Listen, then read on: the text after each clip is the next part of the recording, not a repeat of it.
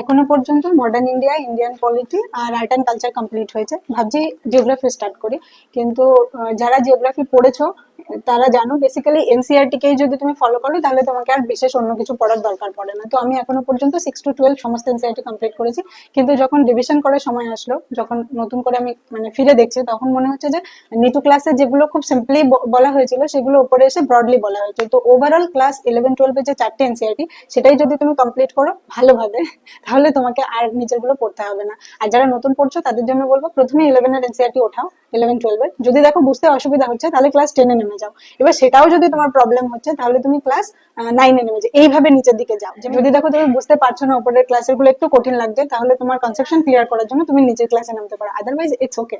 গ্রাজুয়েশনের পরে এটুকু সবাই পড়ে বুঝতে পারে, এনসিইআরটি খুব সিম্পলিয়েস্ট ল্যাঙ্গুয়েজে লেখা। তো আই হোপ তোমাদের কোনো সমস্যা হবে না। আর হলে আমি তো চ্যাপ্টার ওয়াইজ পুরোটাই কমপ্লিট করবো কোশ্চেন আনসার ফরম্যাটে। আমি এইভাবেই পড়েছি ইন্ডিয়ান পলিটির কিছু কোশ্চেন, আমার ভীষণ হেল্প হয়েছে। তো সেই জন্য জিওগ্রাফিটাও এইভাবেই তোমাদের সঙ্গে শেয়ার করবো কোশ্চেন আনসার ফরম্যাটে। তো এই জন্য আজকে আমি প্রথম যে বইটা তুলেছি, 4টে আছে, ক্লাস 11-এ দুটো, 12-এ দুটো জিওগ্রাফি এনসিইআরটি। তো তার মধ্যে প্রথম যে বুকটা ওঠালাম সেটা হলো ফান্ডামেন্টালস অফ ফিজিক্যাল জিওগ্রাফি। এটা ক্লাস 11-এর বই। এটাতে টোটাল 16 চ্যাপ্টার্স আছে।